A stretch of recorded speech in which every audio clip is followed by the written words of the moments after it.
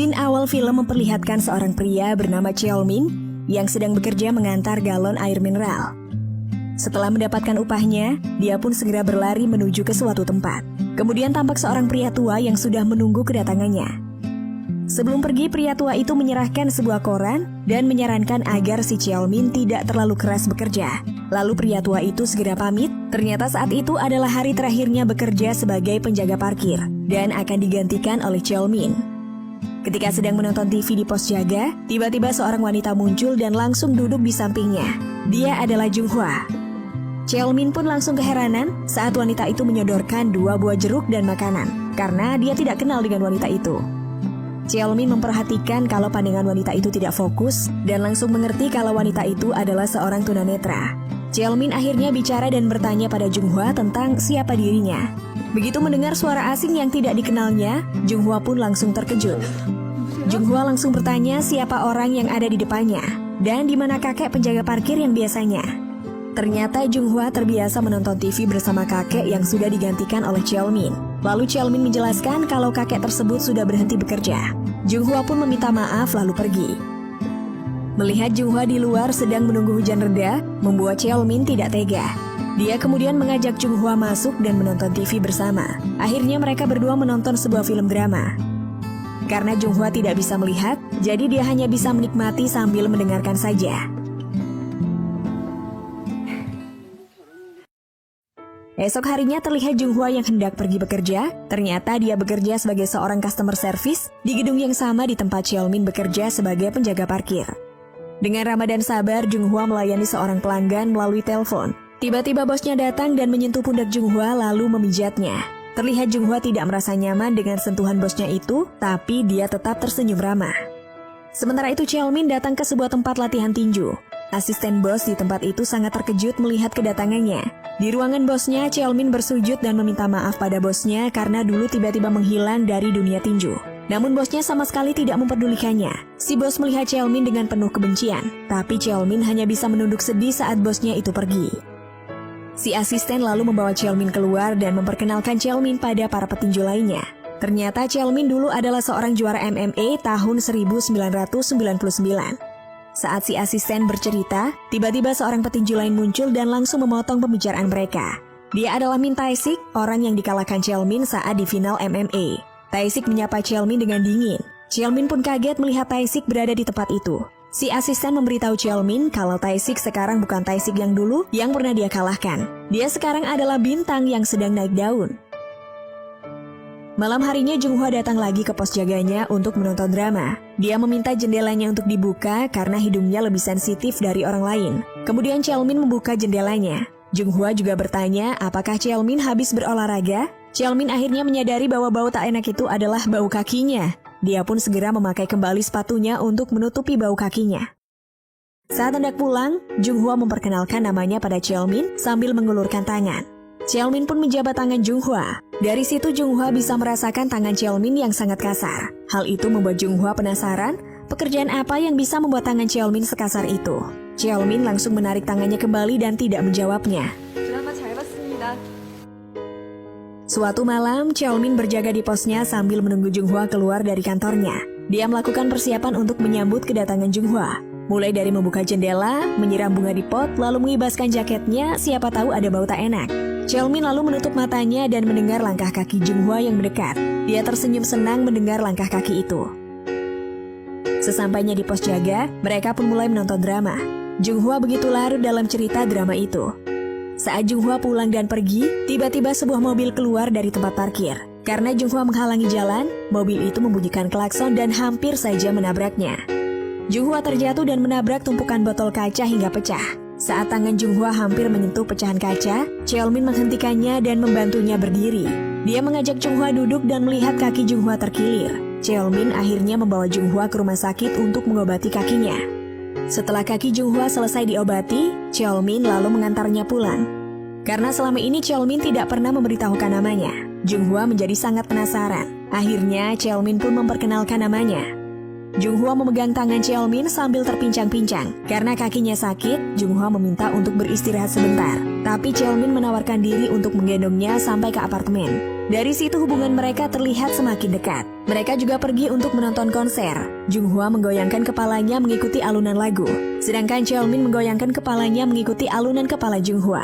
Wah, Yu Jung kok jadi senyum-senyum sendiri ya. Aduh, jadi ikutan baper gitu loh. Keesokan harinya Junghwa berusaha menjalani kehidupan sehari-hari, yaitu melayani telepon keluhan pelanggan dengan penuh kesabaran. Sementara itu Cheolmin menemui bos tempat latihan tinjunya dan si asisten di sebuah warung pinggir jalan. Suasana di antara mereka terlihat sangat canggung. Si bos selalu menanyakan kemana Cheolmin selama ini. Cheolmin pun menceritakan masa lalunya. Cheolmin berkata bahwa dia dipenjara selama 4 tahun karena suatu kejadian. Mereka pun kaget mendengar hal itu. Lalu kita diajak flashback ke masa lalu Cheolmin. Setelah Cheolmin tidak lagi main tinju, ternyata dia bekerja sebagai debt collector untuk seorang rentenir. Malam itu Cheolmin menunggu targetnya di depan sebuah toko hingga ada seorang pria yang lewat. Cheolmin pun langsung mendekatinya dan pria tersebut langsung melarikan diri. Saat pria itu merasa terpojok, dia pun mencoba melawan. Tapi Cheolmin jauh lebih kuat dan langsung menghajarnya sampai babak belur. Cheolmin lalu membawa pria itu ke apartemennya. Pria itu melemparkan beberapa uang koin pada Cheolmin karena hanya itu uang yang dia punya. Dan saat Cheolmin ingin menghajarnya lagi, tiba-tiba terdengar seseorang menggedor pintu. Kembali ke saat ini, terlihat Junghwa sedang pulang ke apartemennya. Saat membuka pintu, dia terkejut mendengar suara seseorang sedang berada di depan kamar. Ternyata itu adalah bosnya yang sudah menunggunya dari tadi. Dia datang karena selama ini Junghwa selalu menolaknya. Si bos tiba-tiba masuk ke apartemennya dan mendekati Junghwa. Dia lalu berusaha memeluk Junghwa, tapi Junghwa langsung melawan dan tanpa sengaja melukai wajahnya.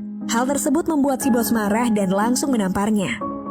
Saat si bos berhasil menangkapnya dan hampir saja memperkosanya, beruntung Cheolmin segera datang.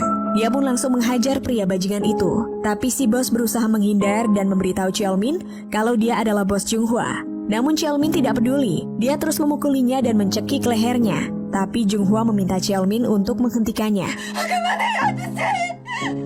Setelah si bos pergi, Cheolmin segera mengecek keadaan Junghwa. Bukannya berterima kasih, Junghwa malah marah. Karena yang dilakukan oleh Cheolmin itu bisa membuatnya dipecat. Keesokan harinya setelah Cheolmin selesai memarkir sebuah mobil, terlihat Junghwa sedang menunggu di pos jaga. Junghwa memberitahu Cheolmin kalau dia sudah menyerahkan surat pengunduran diri dari pekerjaannya. Suatu hari Cheolmin menunggu Junghwa di depan kamar apartemennya sambil membawa seekor anak anjing. Saat Junghwa keluar, dia langsung menyerahkan anak anjing itu padanya. Junghwa yang senang langsung menggendong anak anjing itu.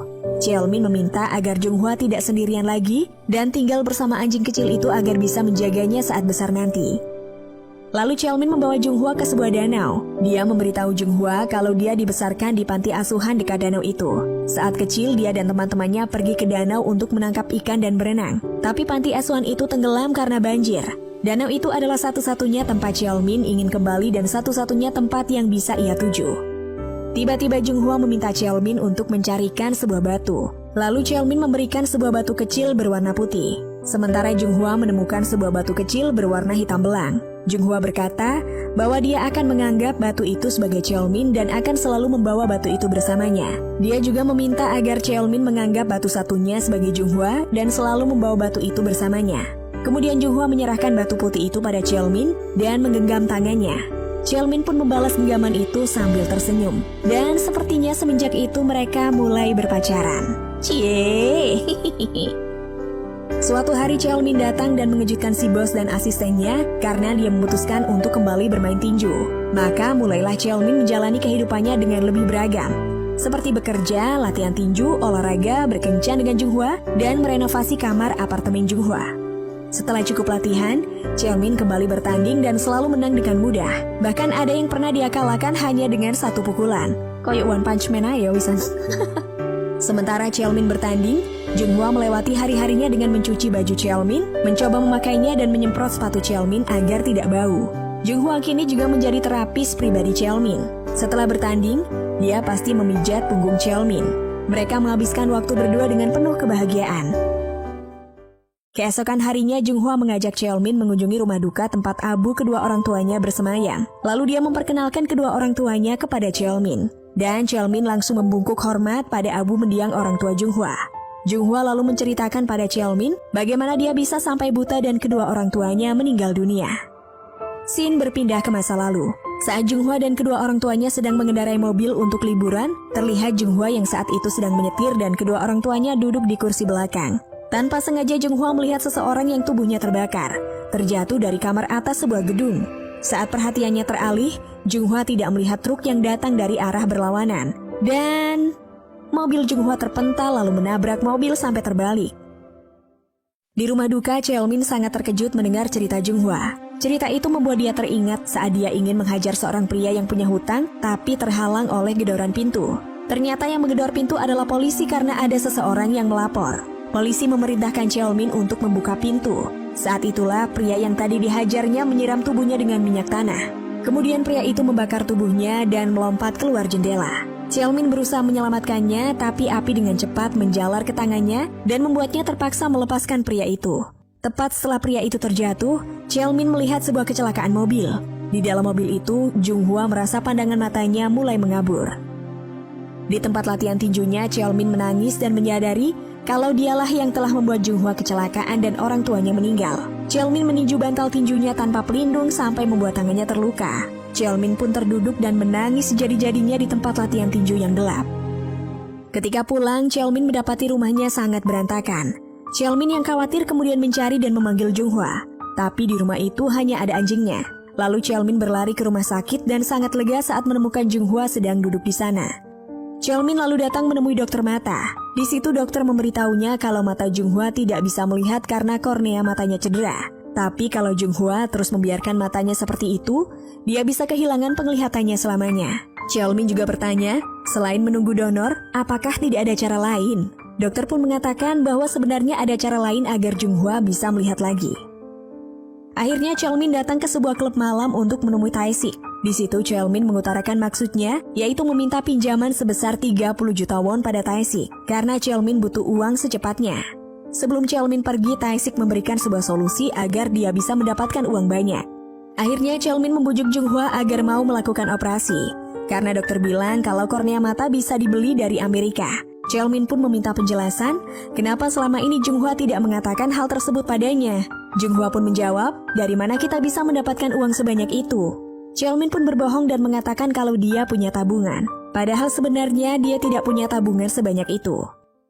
Kemudian Cheolmin menemui seorang bos mafia, dan si bos mafia itu memperingatkan kalau apa yang akan dilakukannya nanti akan sangat berbahaya.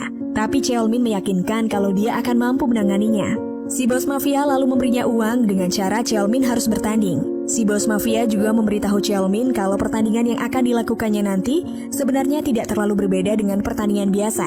Hanya saja mereka tidak boleh ketahuan oleh pemerintah Thailand karena mereka bisa terlibat masalah besar kalau sampai ketahuan. Setelah itu Cheolmin mengemasi semua barangnya dari apartemen Junghwa untuk menghilangkan jejaknya. Dia teringat akan perkataan bos mafia kalau orang-orang itu sampai menemukan kerabat atau kekasihnya, maka mereka pasti akan melukainya. Akhirnya Cheolmin membakar semua barang-barangnya termasuk KTP-nya.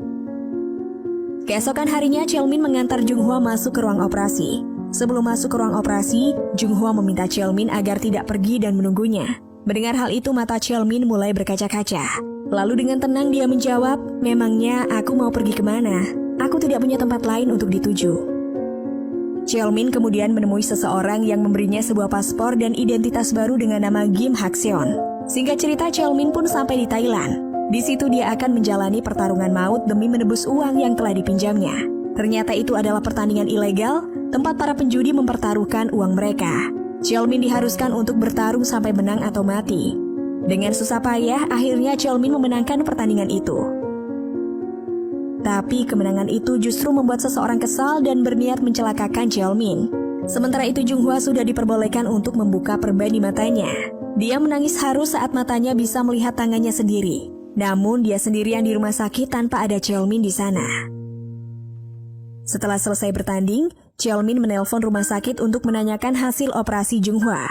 Pihak rumah sakit memberinya sebuah kabar baik, dan Cheolmin mengucapkan banyak-banyak terima kasih setelah mendengar operasinya berhasil. Tiba-tiba dengan kecepatan tinggi sebuah mobil datang dan menabraknya. Tidak berhenti di situ, ketika mengetahui Cheolmin masih hidup, mereka menusuk punggungnya hingga ia terkapar tak sadarkan diri.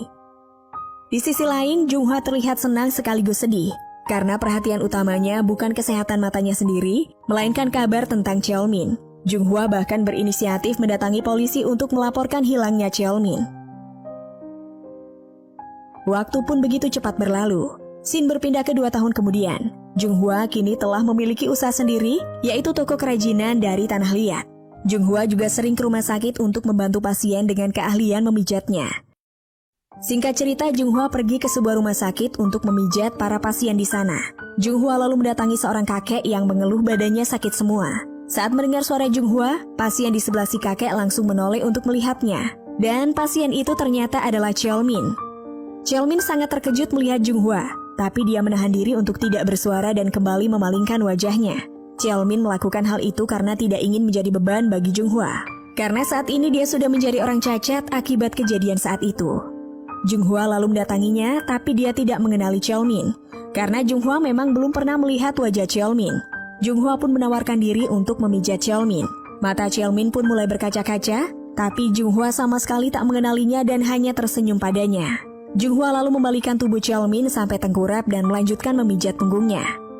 Saat Junghwa memijatnya, tangan Cheolmin sangat gemetar menggenggam sesuatu dengan sangat erat. Entah kenapa, Junghwa merasa punggung pria tak dikenalnya itu seperti punggung Cheolmin yang pernah ia pijat. Kemudian dia segera melihat papan nama pasien, tapi dia langsung kecewa karena di situ bukan nama Cheolmin, melainkan Kim Hak-seon. Sementara itu Cheolmin berusaha keras untuk menahan tangisnya. Setelah selesai memijat, Junghwa mendoakan kesembuhannya lalu pamit untuk pergi. Melihat Junghwa pergi, Cheolmin melepaskan genggaman tangannya dan menjatuhkan batu pemberian Junghwa. Dia menangis sedih dan terharu karena akhirnya bisa melihat Junghwa sudah kembali hidup normal. Beberapa minggu kemudian, Cheolmin keluar dari rumah sakit. Kini dia tidak bisa berjalan dengan normal lagi karena kakinya cacat sebelah. Dengan berjalan menggunakan tongkat, dia akhirnya menemukan toko milik Junghwa. Di toko itu, Cheolmin melihat kura-kura pemberiannya dan membeli bunga kesukaan Junghwa. Saat berjalan pergi, tiba-tiba seekor anjing menggonggong dan berlari ke arahnya, hingga membuat ia terjatuh. Junghwa pun keheranan melihat anjingnya dan meminta maaf pada Cheolmin karena telah terganggu oleh anjingnya. Namun Junghwa seperti mengenal Cheolmin sebagai pasien yang pernah dipijatnya. Tapi Cheolmin hanya tersenyum dan menunduk sambil berjalan pergi. Si anjing seperti tidak rela melepaskan tuannya, tapi Junghwa menenangkannya agar tidak mengikuti Cheolmin. Cheolmin berjalan pelan sambil menahan tangisnya. Saat di toko, Junghwa merasa heran karena kura-kuranya telah hilang. Sedangkan si anjing terus saja menggonggong seperti ingin keluar mengejar Cheolmin.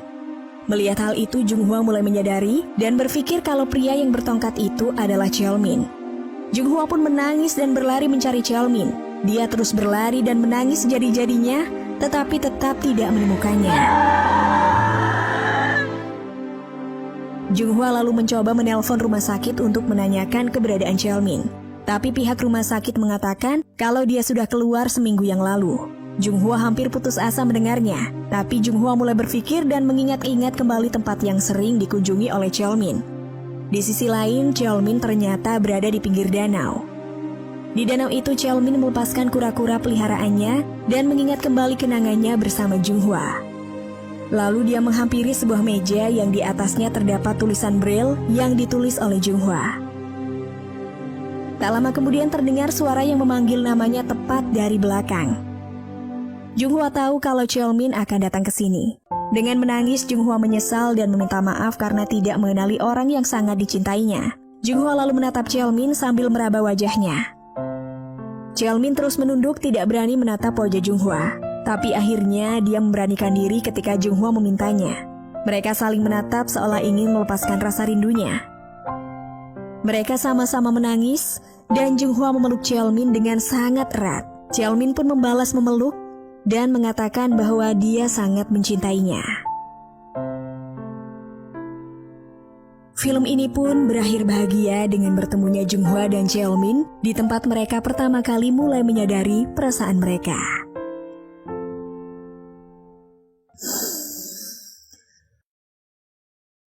Dari film ini kita bisa belajar untuk tidak memandang fisik jika mencintai seseorang. Tapi cintailah seseorang dari kebaikan dan ketulusan hatinya. Selain itu, film ini juga mengajarkan kita untuk rela berkorban demi orang yang kita sayangi. Pinjam pundaknya sebentar dong, Yuju mau nangis nih.